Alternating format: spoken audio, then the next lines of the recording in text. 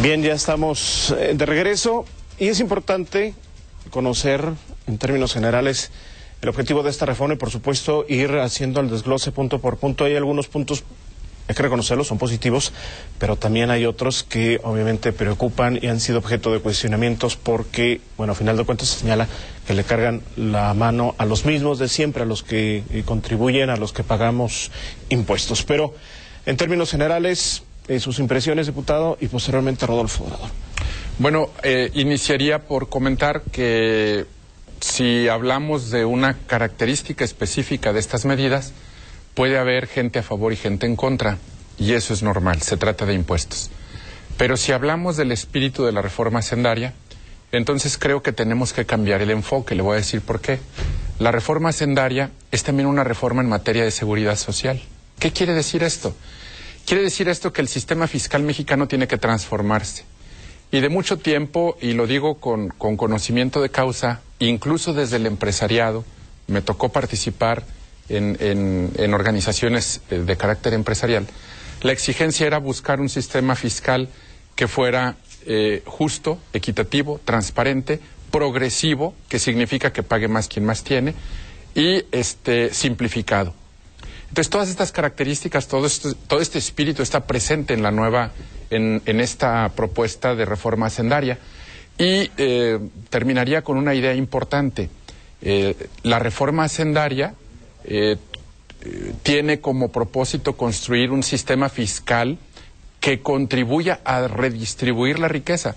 Hasta ahora el sistema fiscal ha servido para captar la riqueza, pero ha sido muy malo en la historia del país para redistribuir esa riqueza. Y ahora hay un planteamiento muy concreto que la reforma hacendaria lo que busca es un sistema tributario simplificado que redistribuya la riqueza. Rodolfo Obrador. Mira, yo te diría por principio que me parece que la reforma hacendaria propuesta por el Ejecutivo, por el presidente Enrique Peña Nieto, en la voz de el secretario de Hacienda, Luis Videgaray, me parece que es un buen ejercicio en términos, cierto, de justicia social, de apoyar sobre todo a las clases desprotegidas, a los trabajadores que necesitan un seguro de desempleo, en fin, pero me parece que habría que hacer un análisis profundo. Para eso, la Cámara de Diputados, la Comisión de Hacienda, donde participa el diputado Herrera Delgado, e inclusive pues la preside un diputado del PAN, nuestro compañero José Isabel Trejo, está ya en el análisis puntual de cada una de las cosas que se han propuesto en la reforma y por supuesto en los próximos días y semanas hasta concluir su aprobación estaremos seguramente modificándola en gran medida. Me parece inclusive, y empezaría por decirte, que la bancada del PRI, en la voz de su coordinador Manlio Fabio Beltrones, el mismo día que se propuso la reforma, platicó con su bancada y es lo que él, palabras más, palabras menos, él dijo. Nosotros estaremos analizando el IVA en colegiaturas, el IVA en hipotecas y todo lo que tiene que ver con los impuestos a la vivienda, y me parece que eso de inicio habla pues de que están ciertos, de que a lo mejor no se hizo la consulta respectiva para estas dos propuestas en particular. Pero como tú bien has dicho, Luis Ángel, me parece importante para los televidentes que podamos ir en cada uno de los rubros que propone la reforma, irla platicando, comunicándola a la gente y sobre todo en los próximos días y semanas en algunos de los apartados de la reforma. Acción Nacional hará un trabajo muy profundo, como por ejemplo hacer foros en la región fronteriza del país, en muchas de las ciudades de la frontera de nuestro país, para por lo menos preguntarle a los ciudadanos qué opinan, por ejemplo, de homologar el IVA al 16% en la frontera, cuando hoy las ciudades fronterizas tienen, en este caso, una exención o tienen un beneficio de pagar solamente el 11%. Así cada una de las cosas las vamos a ir nosotros estudiando y, por supuesto, te lo digo de entrada, lo sabe el diputado Herrera Delgado, Acción Nacional ha mostrado en lo que va de esta legislatura o digamos al inicio del gobierno del presidente Peña Nieto, mucha voluntad. Hemos aprobado la reforma laboral, hemos aprobado la reforma educativa y hemos ido aprobando cosas que el gobierno ha planteado en la Cámara y seguramente esa será nuestra dinámica, pero por supuesto que no habremos de ir en todo con la reforma hacendaria tal y como la han planteado, pero ha habido voluntad. Ya hubiéramos querido nosotros en su tiempo que las reformas planteadas por el Ejecutivo en el gobierno del presidente Fox o del gobierno del presidente Calderón hubieran tenido estos consensos que se han logrado inclusive con el voto de los 114 diputados del PAN. Por eso haremos un trabajo serio, responsable, eficaz, para que las propuestas que tiene Acción Nacional puedan no solamente ser escuchadas, sino además de planteadas al seno de la Comisión de Hacienda, podamos ya cuando se vote la reforma finalmente en el Pleno de la Cámara, hacer una reforma que sea equitativa, justa y sobre todo que deje, como bien decía el diputado Herrera Delgado, los impuestos no son sencillos de aceptar, que deje de alguna forma cómoda o que deje de alguna forma pues más o menos inquietudes en las diferentes clases empresariales del país, que tú ya los has escuchado, la Canirac, la Canacintra, la Coparmex, prácticamente todas ellas, pues han manifestado cierta molestia en algunas de las cosas y en otras, por supuesto, han dado su beneplácito. A ver, hay varias fortalezas, vamos, dentro de esta iniciativa. Está el caso de la desaparición del impuesto de depósitos en efectivo, el impuesto empresarial a tasa única, el IDE y el IETU respectivamente. Está el caso también de lo que va a ser no gravar finalmente los alimentos y las medicinas. Se preveía ponerle una tasa quizás hasta del 16% a estos productos. Bueno, finalmente quedan exentos o en tasa cero para el año 2014, de acuerdo a esta iniciativa. Se habla de mayor infraestructura con los recursos que se pretende obtener en forma extraordinaria. Está el seguro del desempleo, está el tema también de salud donde se va a invertir.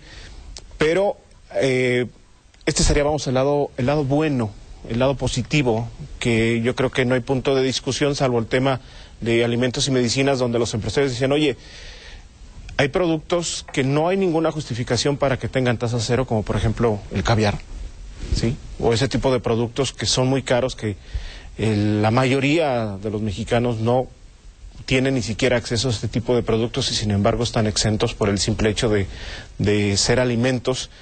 Y no se buscó finalmente a lo mejor dejar una bolsa o una canasta básica exenta y el resto de los productos que va para un segmento muy específico de la población grabarlos. ¿Por qué no se buscó ir un paso más allá, señor diputado, en el tema de alimentos? Medicinas, bueno, no ha habido cuestionamientos, pero alimentos sí. ¿Por qué no le entraron? ¿El costo político, miedo? ¿Qué fue lo que sucedió? No, creo que uno de los temas importantes es la discusión sobre el punto de alimentos.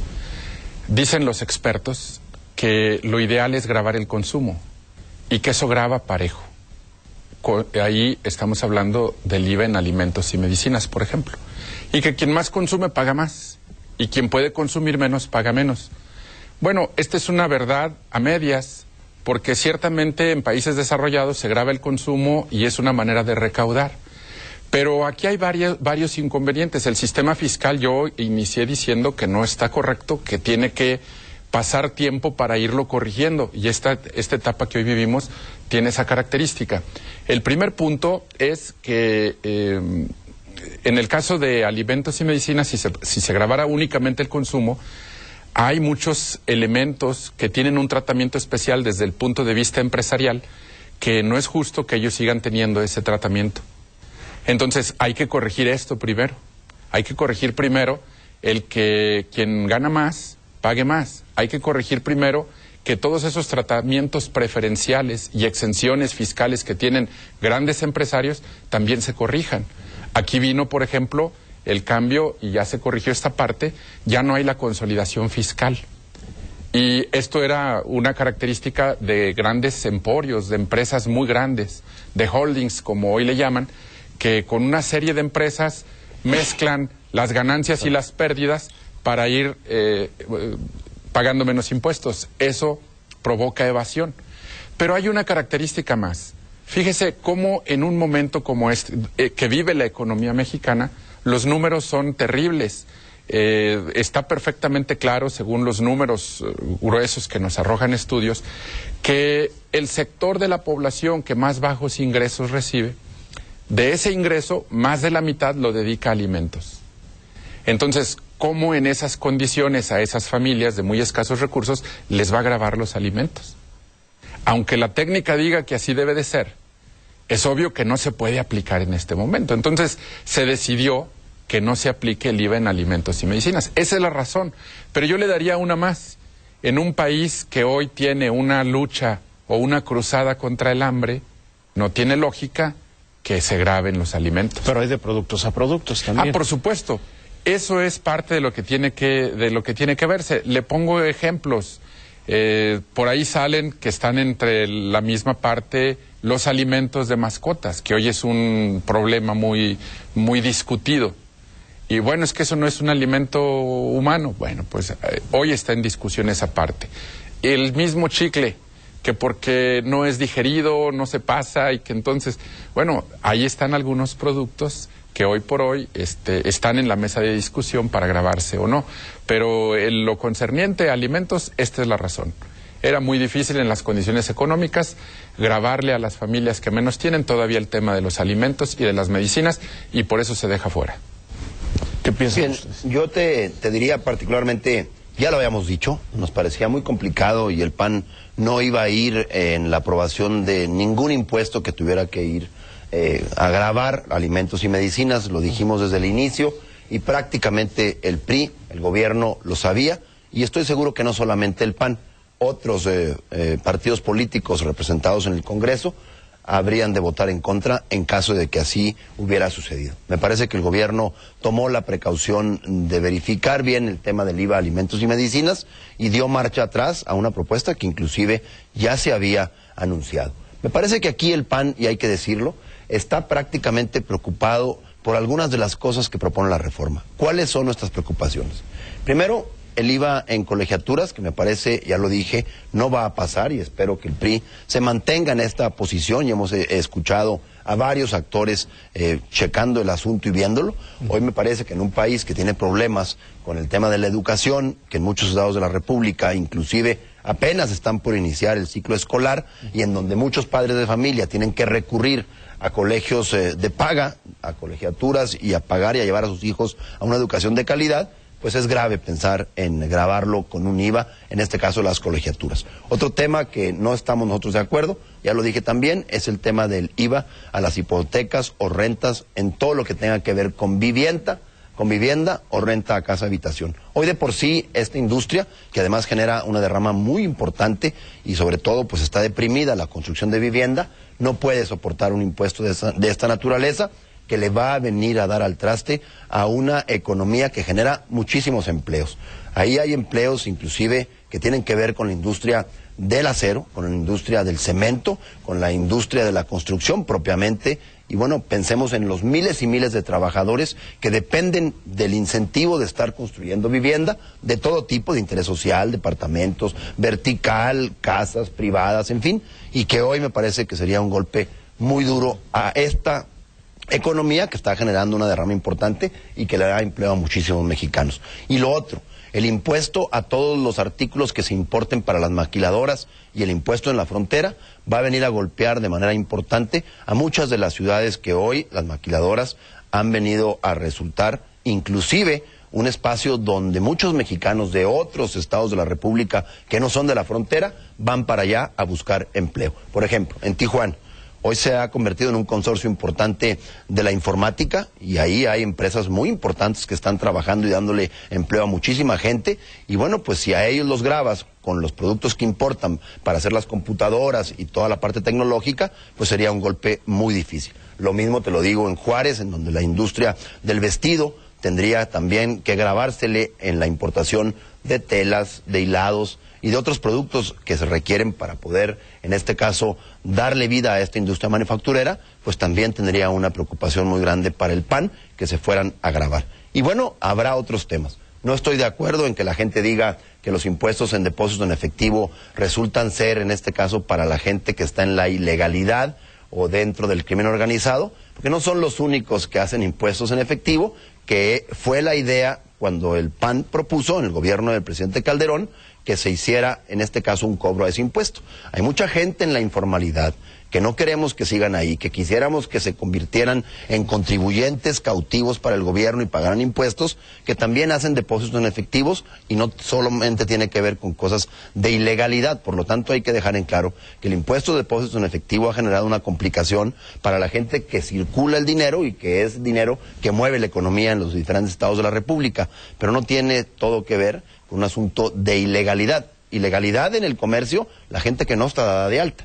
en Hacienda, pero no es todo el asunto de los depósitos en efectivo que genera el crimen organizado o los secuestros o este tipo de actividad ilícita. Y otro asunto que me parece importante y que aquí sí lo tenemos que decir tal cual, el impuesto especial a tasa única generó una complicación enorme para las empresas para poder pagar sus impuestos. Y como bien decía el diputado Herrera Delgado, este asunto del YETU pues nos parece una propuesta adecuada, que sin duda vamos a analizar, pero que particularmente el PAN ha dado ya una opinión al respecto y nos parece que esta propuesta del presidente Peña Nieto de eliminar el YETU será una cuestión que seguramente el PAN habrá de votar porque desaparezca este impuesto tan complicado. Bien, me están indicando una pausa, vamos a la misma. Les recuerdo, las líneas telefónicas están a su disposición, los teléfonos 817-9988, 818-5660. Regresamos. De esta manera, creo que estamos estrangulando demasiado a los que siempre han pagado y yo creo, mi duda será si vamos a obtener los recursos que hoy dice el gobierno que se tendrán de estas medidas y creo que lo único que estaría garantizado pues es que el déficit que se ha dicho que habría cero déficit, hoy vamos a tener en lo que resta del año, la propuesta es que haya 0.4 del PIB, que es una cantidad importante de deuda, y para el próximo año se está pretendiendo 1.5 del PIB, que es algo que durante muchos años no se había hecho uso de una cantidad tan alta de deuda. Están queriendo justificar una mala miscelánea llamándole reforma. Esto no es una reforma debe de incluir necesariamente la parte del gasto. No se ha hablado nada del gasto, únicamente se está hablando de seguirle cobrando más a los mismos. Hay un capítulo que dice básicamente con buenas intenciones que se va a tratar de combatirle, a invitar a la formalidad a los informales. No dice ni cómo ni qué van a hacer, pero sí viene muy específico los golpes que le van a dar a los ya establecidos, a los que están ahorita generando empleos y a los que están ya pagando sus impuestos.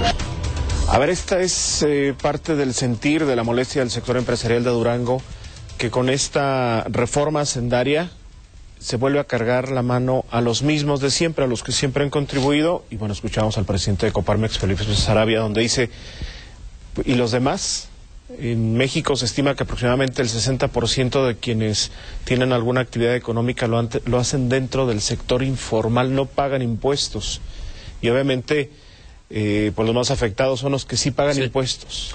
Bueno, sin duda alguna que lo expresado ahí no tiene desperdicio. Así ha estado durante mucho tiempo y es una buena crítica para el sistema fiscal que hoy tratamos de corregir o que debemos de corregir, porque ese es parte del trabajo que nos corresponde a los legisladores, incluyendo las propuestas que hace en este caso siempre el Ejecutivo. Y Coparmex tiene una propuesta que a mí me parece bien. Nosotros tenemos diálogo con la dirigencia nacional y esperamos sentarnos en la mesa para poder enriquecer con la visión de Coparmex esta propuesta de corrección fiscal.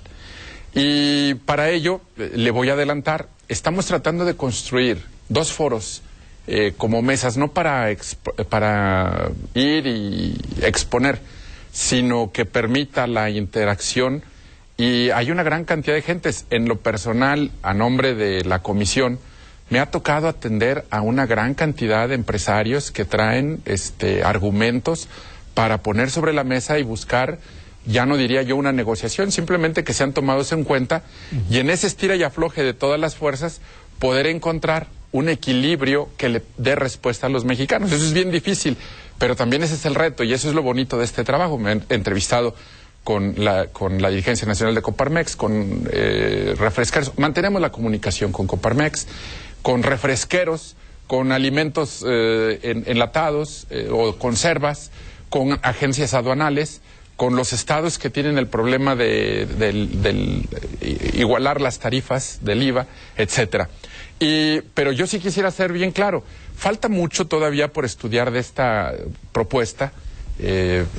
Conforme pasen los días irán saliendo temas, pero quiero ser muy claro con el tema de la informalidad. Son 5 aspectos que busca la reforma hacendaria. Mejorar las finanzas a los 3 niveles de gobierno, buscar que haya competitividad para las pymes, buscar una reforma hacendaria que permita justicia, simplificar el sistema. Y uno de esos 5 puntos muy importantes es combatir la informalidad.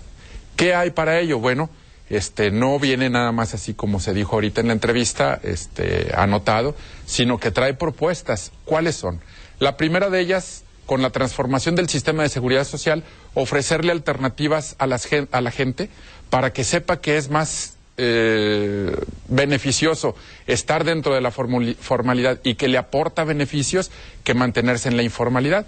Aquí mismo en Durango hemos tenido contacto con mucha gente, pongo como ejemplo la de los tianguis, y gente que ha pasado más de 30 años en un tianguis y que al final de la vida no tienen algo que les proteja, ni que les dé seguro médico, ni que les aporte una pensión. El sistema fiscal está haciendo un planteamiento distinto en ello. El seguro de desempleo es una gran alternativa para los informales. Aunque ellos hagan su trabajo como lo hagan, el poder tener beneficio a esto, pero para ello tienen que estar dentro de la formalidad. Sí, esa es formalidad, ¿no? Aunque se trata de un derecho universal que está dado en la Constitución, tendrá que venir una ley que diga cómo contemplas el empleo y el desempleo para que no se abuse de ello. Entonces, aquí hay condiciones.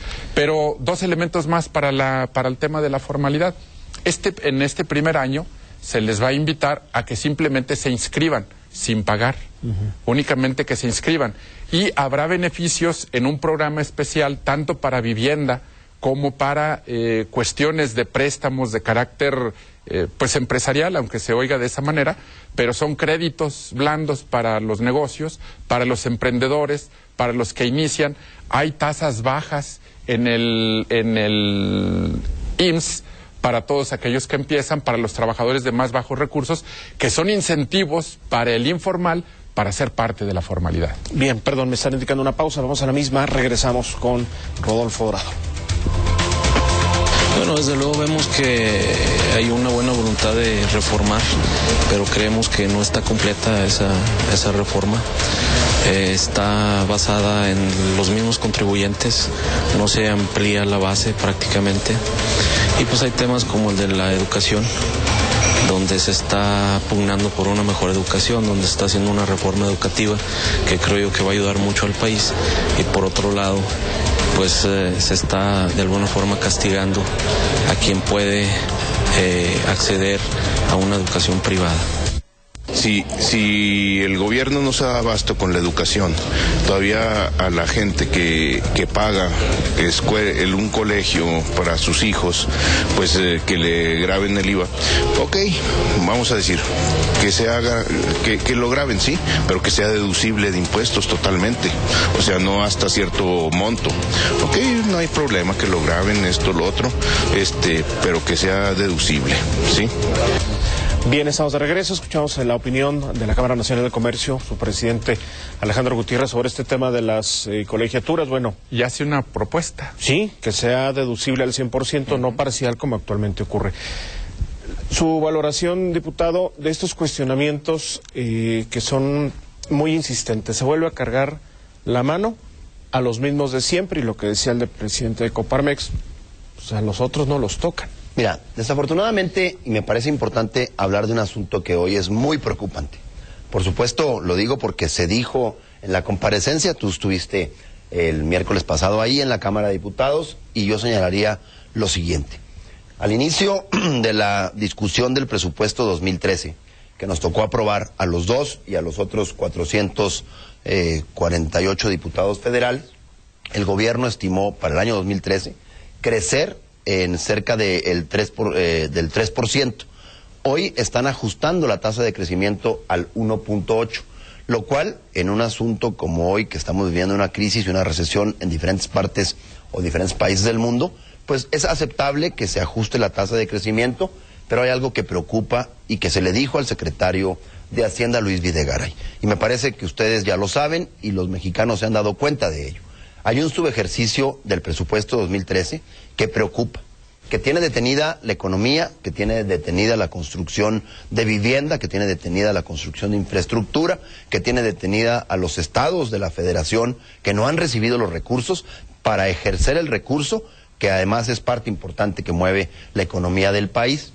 Hoy los gobernadores de los estados, de las entidades federativas, están realmente preocupados porque no hay una dinámica de recepción de dinero que les permita ejercer ese gasto, y que ese gasto es importante para la vida de los muchísimos mexicanos que están en el sector formal y también en el informal. Se le cuestionaba al propio Luis Videgaray cómo pretende un incremento en el presupuesto para 2014 de 9.2%, cuando ni siquiera han ejercido el presupuesto de manera puntual. Hoy hay más de 44,000 millones de pesos que no se han ejercido en las diferentes dependencias, y preocupa mucho que en Sedesol, que en el sector agropecuario, a través de Zagarpa, que además son muchos programas que Zagarpa beneficia a los campesinos para la producción, en fin, para la cosecha, para el cultivo de los diferentes, en este caso, granos que siembran en México, y el tema particular de la infraestructura. Los gobiernos de los estados no han podido, inclusive en las diferentes dependencias, licitar la infraestructura necesaria que mueve dinero y que hace un circulante importante para la economía, como ya te lo he dicho. Hoy se le cuestiona a Luis Videgaray el poco ejercicio de ese presupuesto, y para qué quiere pedir más presupuesto cuando ni siquiera ha ejercido este presupuesto. Eso tiene muy preocupados, inclusive lo digo a los gobernadores del PRI de diferentes entidades que no tienen recursos y que están prácticamente detenidos. Me parece, y se le hizo el cuestionamiento de qué estaba pasando con el dinero, por qué no llega a las entidades ese dinero para poder, en este caso, cumplir con el presupuesto que votamos Jorge y yo y los demás diputados. Ese es un tema. El otro tema que es verdaderamente preocupante es el asunto del déficit. Están proponiendo, en este caso, para 2014, un déficit de 0.4, que se convierte en deuda. Y otra vez, el cuestionamiento del PAN, del PRD, de otros partidos políticos en la tribuna, tú lo escuchaste, es el asunto de si vamos a volver, en este caso, al endeudamiento, que tiene una preocupación importante porque hoy los estados y los municipios ya se han endeudado. Y lo tengo que decir, en estos 12 años de gobiernos del PAN, de 2000 a 2012, si algo hubo en los estados de la República, particularmente en los gobiernos emanados del PRI en diferentes entidades, fue endeudamiento. Y es el caso también de Durango. No digo que los gobernadores del PAN no endeudaron. En el caso particular de Jalisco, Emilio González Márquez también pidió, en este caso, deuda y contrató deuda, pero esto es lo que preocupa. Un déficit de 0.4 que se convierte en deuda va a generar, en este caso, si no podemos pagar, un asunto que se va a ir atrasando y que nos va, en este caso, a poner una situación muy complicada como país, y el riesgo país, México no lo puede, en este caso, atender cuando no estamos ejerciendo el presupuesto que debiéramos, en este caso como gobierno, ejercer, y que fueron cuestionamientos muy duros y muy serios al secretario de Hacienda. Ahí yo quisiera ser puntual porque Acción Nacional tampoco va a aprobar ese 0.4 de déficit, y ahí el gobierno va a tener que replantear este asunto para que nosotros podamos entender que la economía y que el gobierno está siendo responsable en el ejercicio del gasto y sobre todo en un asunto tan grave como es el endeudamiento. A ver, son muchos los puntos, sí, y el tiempo se está yendo muy rápido. ¿Cuál va a ser la postura, en este caso del Partido Revolucionario Institucional, que obviamente pues es un voto clave, vamos, en lo que va a ser la aprobación de esta reforma hacendaria? Está el tema del IVA en colegiaturas, está el tema del IVA en créditos hipotecarios, que hay un sector muy preocupado por esta situación, sobre todo quienes tienen créditos hipotecarios de carácter social, sí, que de por sí son caros para quien tiene un salario mínimo, y que le agreguen el 16%, se viene a complicar mucho la situación. Y ahí, bueno, está también lo que plantea el mismo Rodolfo Obrador, el tema de este déficit que ustedes... El tema económico. Se está planteando, vamos, en esta iniciativa. Con mucho gusto. Únicamente separaría que ya traemos muchos temas juntos, y bueno, me interesaría mucho que pudiésemos hablar del asunto de reforma fiscal, de reforma hacendaria, y esto que se habla del panorama económico, en donde estamos hablando del déficit. Yo quisiera, para comentar un poquito y contribuir a lo que acabamos de escuchar, efectivamente tenemos reglas de operación que están haciendo y que siempre han hecho muy difícil la ejecución de programas. Bueno, ese es un trabajo, y de muchas otras comisiones, que tenemos que revisar reglas de operación para poder hacer más efectivo el ejercicio del presupuesto. Pero también, y a usted le tocó verlo, precisamente esos fueron mis cuestionamientos al secretario de Hacienda sobre panorama económico 2013, sobre panorama económico 2014 y sobre una serie de medidas, entre ellas la de colegiaturas. De hecho, la respuesta que estuvo en los medios nacionales del secretario Videgaray en torno a las colegiaturas es la respuesta que hace a mi pregunta. que concretamente le hacemos ver la preocupación que tenemos y la poca disposición de apoyar una medida como esta. Y se lo voy a decir, como lo dije hace rato, en una reforma educativa que está privilegiando la educación, ¿cómo es posible que ahora vayamos a agravar la educación? Y hay muchos argumentos, muchos más, pero bueno, eso habla de la posición que usted me pide de mi partido en torno a esto. Me menciona lo de hipotecas. Bueno, nosotros empezamos a estudiar y en el primer acercamiento con Hacienda me dicen, espérame, es que estamos hablando de hipotecas que van arriba de los 2.300.000 pesos. Entonces, necesitamos ver que sea cierto, para tratar de ver con argumentos qué es lo que vamos a hacer. Y simple y sencillamente me dice, es que esas hipotecas no es Infonavit y no es FOBI. Entonces nosotros tenemos que enterarnos bien a fondo de qué es lo que está pasando para ver cómo lo vamos a construir. Esa es una respuesta en donde yo le digo, bueno, mi grupo parlamentario lo que quiere es construir, eliminar informalidad, que se distribuya entre todos, pero también buscar mayor justicia y equidad con esta reforma hacendaria. Y en el panorama económico que aquí se ha mencionado, lo que nos han contestado el secretario Videgaray y en la Comisión de Hacienda es que vienen medidas contracíclicas. Parte de ellas son déficit fiscal transitorio, que en el caso, ¿cómo lo ve el grupo parlamentario del PRI? Si es transitorio, si está justificado, si se puede evolucionar, podemos apoyarlo, porque hay una década de una macroeconomía muy sólida, muy firme, ciertamente con palomita, pero que eso le ha pegado a la economía y a los bolsillos de la familia. Y nosotros vamos a privilegiar que todos los movimientos económicos que puedan hacerse, incluyendo un déficit fiscal, pueda tener una repercusión en los bolsillos en positivo de las familias mexicanas. Ese es el entorno en el que nos estamos moviendo nosotros. Y lo podrán ver a partir de los próximos días, que en estos 4 meses viene una serie de medidas de liberar recurso. ¿Por qué es el déficit? Para que poder explicar y que pueda la gente también entender de qué estamos hablando. El déficit es para que no haya recorte. Es decir, es tan grave la situación económica que sería muy difícil de seguir priorizando la macroeconomía y que haya un recorte en el gasto público y que los programas no le lleguen a la gente. Este déficit va a permitir ejercer lo que estaba programado en 2013 y que sí le llegue a la gente lo que estaba programado. Me indican una pausa, vamos a la misma, volvemos. La reforma hacendaria tiene por sí sola un alto ingrediente social. Cuando habla, por ejemplo, del seguro universal para los trabajadores, cuando habla, por ejemplo, de la pensión vitalicia para las gentes mayores de 65 años de edad, cuando habla, por ejemplo, en el caso de Durango, es una noticia muy importante el hecho de que el gasto educativo que nos tiene agobiados, que nos tiene ahorcados en Durango, hoy lo vaya a asumir totalmente el gobierno federal. Vemos que es una reforma más bien social, no se está buscando recaudar con más contribuyentes. Sabemos que la clase que no está pagando impuestos pues no se está tocando y yo creo que debe de impulsarse en ese sentido. Que todos los mexicanos paguemos impuestos para que la carga sea más liviana y no paguemos siempre los mismos. Ahorita se está dando la modificación de que paguen más impuestos los que estamos en el padrón de contribuyentes, entonces yo creo que en ese sentido sí le falta.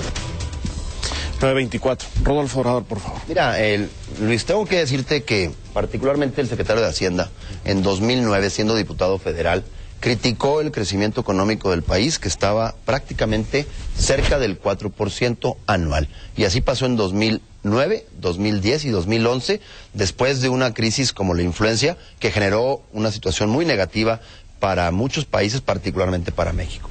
Pero aquí he de reforzar, y sobre todo porque nos sorprendimos muchos de los panistas, yo en particular que lo conozco, porque en la intervención que tuvo Jorge Herrera Delgado, le tocó participar, hacerle una pregunta al secretario, le dice varias cosas y aquí está su intervención, la tomo literal, le dice Jorge Herrera Videgaray: el año pasado, en el paquete económico de 2013, se presentó una expectativa de crecimiento de 3.5%. Sin embargo, a lo largo del año se ha tenido que ajustar esa expectativa de crecimiento a la baja. Por supuesto que estamos en recesión y también el secretario así lo aceptó. Y le dice, de acuerdo con su dependencia, hoy tenemos una expectativa de crecimiento de tan solo 1.8%. En este contexto, señor secretario, ¿qué perspectivas tiene el crecimiento de la economía para el resto del año? qué anticipan para finales de 2013 y qué para 2014 para ajustarnos a los criterios de política económica que deben ser responsables, sobre todo en el ejercicio del gasto. En particular, señor secretario, ¿cómo se justifica que nos solicite un déficit para este año de 4% cuando ustedes habían establecido como principio de prudencia el tener un déficit cero? Que es un asunto que ya comenté y que preocupa mucho. Y lo último, y aquí lo digo tal cual, le comenta de salida el diputado Herrera Delgado al secretario Videgaray. Finalmente, señor secretario, otra de las preocupaciones relevantes en mi grupo parlamentario, el del PRI, es acerca del IVA en los servicios educativos. Quisiera escuchar de usted sus comentarios sobre explorar mecanismos que puedan aliviar a los padres de familia en este caso. Ahí me parece que la propia bancada del PRI, porque estoy cierto que el diputado Herrera Delgado tiene voz propia, pero habría también que preguntarle si él, al ser quien le pregunta, no hubo oportunidad de comentarlo con el grupo. Yo creo que sí, estoy seguro que sí. Pues ahí están los planteamientos hechos y esto es lo que hoy a Acción Nacional le preocupa. A mí me parece, y debo de decirlo tal cual, que si el PRI nos ayuda para ya detener el solo hecho de pensar grabar las colegiaturas, estaríamos nosotros muy satisfechos. Y particularmente el tema del impuesto en la frontera, que ya lo hemos comentado, que también es un asunto muy preocupante. Y en la parte del déficit, yo espero que el endeudamiento no vaya a ser en los siguientes años una política recurrente del gobierno, y me parece que habría que explorar otros mecanismos para ampliar la base de contribuyentes, que sean más los que paguen de los que hoy no pagan impuestos, y esto aligere la carga de lo que el gobierno necesita recaudar, pero que no sea, como bien decían algunos empresarios que has entrevistado, los mismos de siempre a quienes se les carga contribuir y pagar impuestos puntualmente. Hay una cuestión que nos están preguntando, que es del tema del impuesto sobre la renta, que se modifica del 30 al 32% para aquellas personas que tengan ingresos anuales sobre los 500,000 pesos. Correcto. Y que bueno, si estamos hablando de una proyección anual de 500, serían algo así como 42,500 pesos promedio mensual para alcanzar esta meta. Lo cual, dicen, viene a afectar a un sector que obviamente es el que más consume y el que más genera dinámica en la economía, que es la clase media, y que la están castigando. Los profesionistas, sobre todo, ¿eh? Sí. Están considerados en este renglón de arriba de los 500,000 pesos anuales de ingreso. Sí, que son quien pues mayormente mueve la economía, ¿no? Al momento de las compras. Pero paralelamente de que le incrementan, le restringen las deducciones, y esto también va a tener un impacto muy fuerte en este sector en particular, cuando en otros países la tendencia para reactivar la economía es precisamente disminuir el impuesto sobre la renta y que fluya más el recurso, obviamente cuando hay otros ingresos para los gobiernos, como es el impuesto al consumo, que en el caso de México se evita entrarle el tema de alimentos y medicinas, que bueno, es plausible, pero que se buscan las alternativas cargando otra vez los impuestos a los mismos de siempre.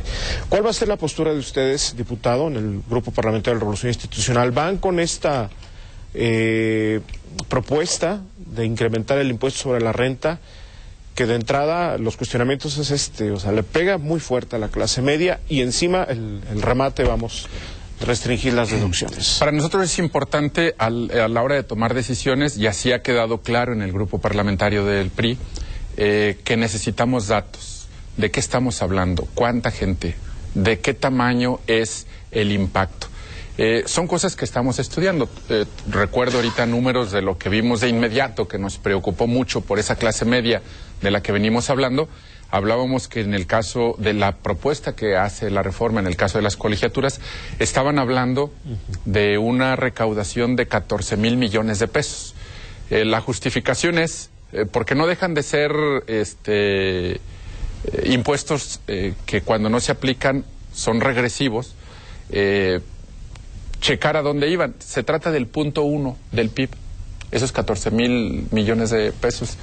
Y el planteamiento es que fueran a las escuelas, que ahí en las escuelas hay anunciado un programa, incluso de inversión específica, de llevar de 1,800 a 15,000 escuelas de tiempo completo y de hacer una gran inversión en mantenimiento que generalmente no se ha hecho. Estamos hablando ahí de hacer una inversión de alrededor de 16,000 millones de pesos para mantenimiento en las escuelas.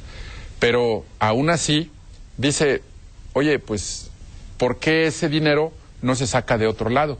Y tiene que explorarse, porque finalmente la cobija tiene 4 puntas, le jalas a una y te descobija las otras. Entonces, nuestro punto de vista es analizar con cuidado y con detenimiento. Nuestro punto de vista es proteger a esa clase media.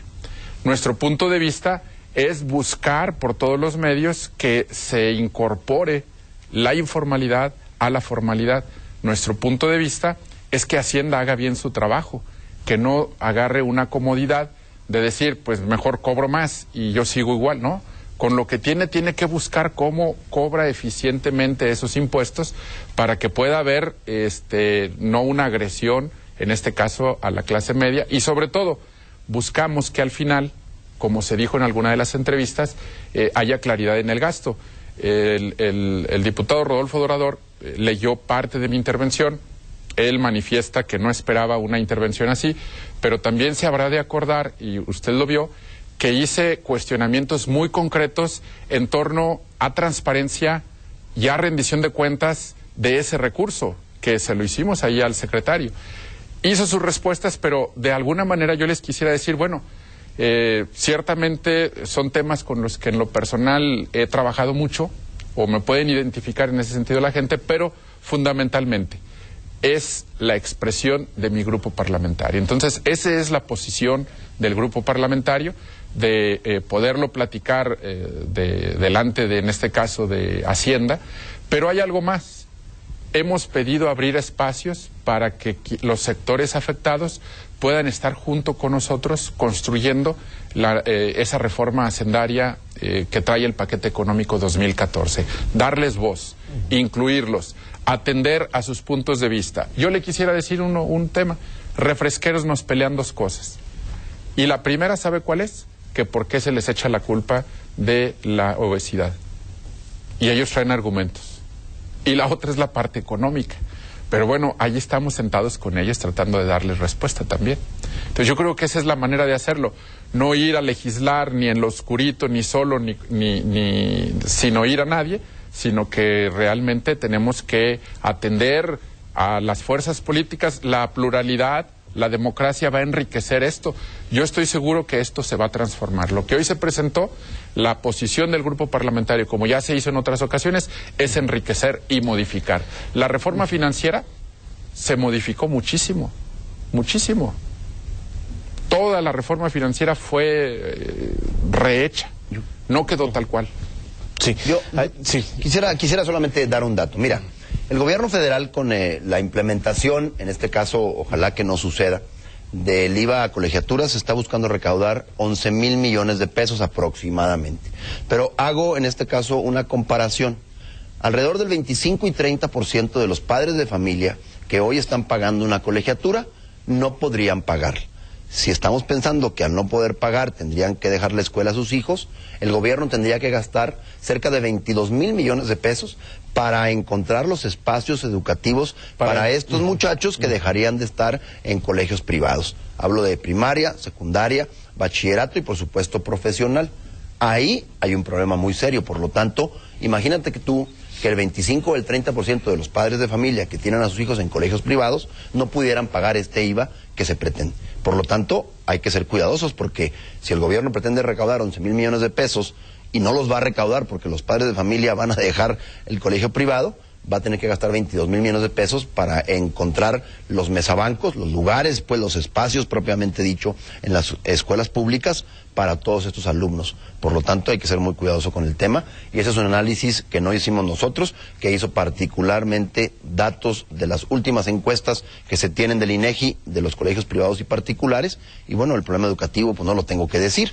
Hoy, en muchos estados de la República, en Oaxaca, en Michoacán, ni siquiera han podido empezar clases, apenas el lunes van a poderlo hacer, el martes, el lunes es inhábil, una vez que el gobierno federal está resolviendo el asunto educativo con los maestros rijosos que han complicado, en este caso, la vida de la capital del país, estando de otras entidades postrados en el Zócalo y en diferentes partes de la Ciudad de México, tomando el aeropuerto, complicando las cosas de una reforma educativa por la cual votamos y que no implica otra molestia en los maestros que el hecho de que estén siendo evaluados para saber si un maestro está actualizándose, para dar en este caso un mejor servicio educativo y hacer mejor su trabajo como maestro frente al aula. Sí, y hay algo que queda claro, ningún padre de familia está en posibilidades de que de bote pronto le digan vas a pagar 16% más por el servicio de colegiatura. Para muchos va a ser un impacto muy fuerte y efectivamente lo que he escuchado, lo que se me ha cuestionado es ¿y ahora cómo le vamos a hacer? Vamos a una pausa.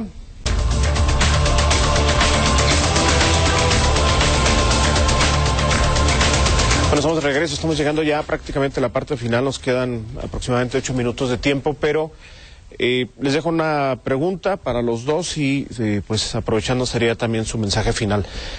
Se observa mucho de cuestión de impuestos, aplicar tasas del 16% a servicios que no lo tenían, el transporte público federal, por ejemplo, el caso de los chicles, alimentos para mascotas, bueno, una serie de ajustes a la alza, pero lo que no se ve, y se los digo con todo respeto a los dos, es que el gobierno federal se apriete el cinturón, le exige más al ciudadano, pero no se ve que paralelamente para alcanzar estos objetivos el gobierno federal reduzca su gasto, que optimice los recursos y que finalmente se vea que sea parejo apretarse el cinturón todo el mundo.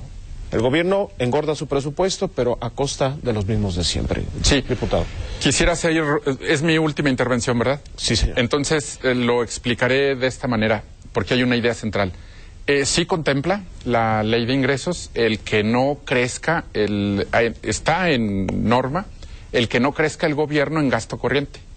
De tal manera que este dinero tiene que ir directamente a ejercicio de gasto público, no de gasto corriente. Entonces, sí hay una medida que a nosotros nos preocupa y la exigiríamos, como lo hicimos en nuestra participación en tribuna, para que el gobierno pueda ajustar su gasto. Definitivamente sí hay. Ojalá tengamos la oportunidad de explicar estas medidas en una próxima ocasión, pero desde hoy se las anuncio que sí viene en esa parte y que tenemos que tener mucho cuidado en esa parte. El gobierno tiene que apretarse el cinturón. Los 3 niveles, por supuesto que sí. Segundo, alguna de las medidas, el ejercicio de gasto en salud y en educación, tiene detrás de eso parte de este asunto también. Y yo cerraría con una idea que es importante que la veamos y bueno, pues la reflexionemos. Ahí se está construyendo un nuevo sistema fiscal para el país que busca pasar del asistencialismo a los derechos universales. Y ha venido trabajando, es decir, la política pública en materia de atención social está cambiando. Y esta reforma hacendaria tiene como propósito darle un giro dramático de cambio de paradigmas a esta visión que en la política de asistencialismo que se ha venido trayendo constantemente para cambiar al de los derechos universales. Todo ello está en base a esta nueva reforma hacendaria y de seguridad social que se ha presentado para 2014. Diputado. No, mira, yo te diría básicamente que el PAN será muy responsable en la discusión, en el análisis de los temas que estamos ahora, nosotros obligados a hacerlo como siempre se ha hecho de manera responsable. ¿Cuáles? Primero, un estudio a fondo en la Comisión de Hacienda de la reforma hacendaria que se está planteando y ya hemos dicho cuáles son los temas que a Acción Nacional le preocupan y un estudio a fondo del presupuesto que presentó el Ejecutivo para el año o el ejercicio fiscal de 2014, para qué quieren pedir más dinero en el presupuesto si hoy hay problemas de ejercicio o hay subejercicio y hay dinero que le está haciendo falta a los gobernadores y a los alcaldes y por supuesto en este caso a México para que el gobierno rápidamente entregue el dinero y mueva esto la economía. Y un asunto en particular que Acción Nacional habrá de seguir insistiendo es que para que podamos nosotros votar esta reforma hacendaria y luego en este periodo la reforma energética, también queremos que avance la reforma político-electoral, porque me parece que es importante que las propuestas del PAN puedan tener una consecución para lograr en este caso mejores esquemas político-electorales, sobre todo en las entidades federativas en donde las elecciones se han convertido en este momento en un espacio para poder hacer cualquier cantidad de cosas. Acción Nacional tendrá la oportunidad en los próximos días y semanas de aprobar el presupuesto para el ejercicio fiscal 2014 y por supuesto el Senado habrá de participar también en la propia dinámica de votar la ley de ingresos. Estamos atentos en este caso a escuchar a los empresarios y vamos a empezar foros en la zona de la frontera, en la zona fronteriza y en algunas ciudades importantes del centro y del sur del país para reunirnos con la iniciativa privada, con los organismos empresariales y escuchar su propuesta y poder seguir enriqueciendo, en este caso, los comentarios que hagan los diputados miembros de la Comisión de Hacienda, que son los encargados, en este caso, del dictamen, que va al Pleno y que habremos de votar. Acción Nacional tiene responsabilidad con este gobierno, sin duda, para poder ayudar, pero no estamos de acuerdo en ningún tipo de déficit, porque no queremos la contratación de más deuda y no queremos que suceda, como en el caso de algunas entidades federativas, un endeudamiento a 50 años. El caso de Coahuila, por ejemplo, vecino estado de nosotros, 34,000 millones de pesos de Humberto Moreira, que contrató de deuda pública en 6 años y que hoy, suponiendo que el gobierno de Coahuila pagara puntualmente esos créditos, está comprometido ese dinero a 50 años. Y prácticamente, pues si el gobierno de Coahuila gasta el dinero, ¿cómo va a pagar ese endeudamiento? Por lo tanto, no queremos que suceda eso y estamos atentos a que el déficit no sea del 4%, y como bien decía en este caso en la intervención el diputado Herrera Delgado, pues no se comprometió o no se dijo al inicio de este ejercicio presupuestal 2013 que iba a haber ningún tipo de endeudamiento. Ahí se habló de tasa cero, lo que significa que no, el gobierno no iba a contratar deuda y no queremos que suceda. Acción Nacional será responsable y, por supuesto, tendremos mucho más que comentar en los próximos días, pero vamos a ver cuál es, en este caso, la posición del gobierno, una vez que ya hemos los partidos políticos definido cuál va a ser la situación y qué es lo que nos preocupa de la reforma hacendaria. Es importante precisar, estamos hablando ahorita de la iniciativa, en las próximas semanas inicia el debate y vamos a ver las modificaciones. Y sí me gustaría que hubiera el compromiso de ustedes de regresar cuando ya finalmente se apruebe, para que la ciudadanía conozcamos a fondo qué viene para el año 2014 en materia hacendaria. Rodolfo, muchísimas gracias. Con mucho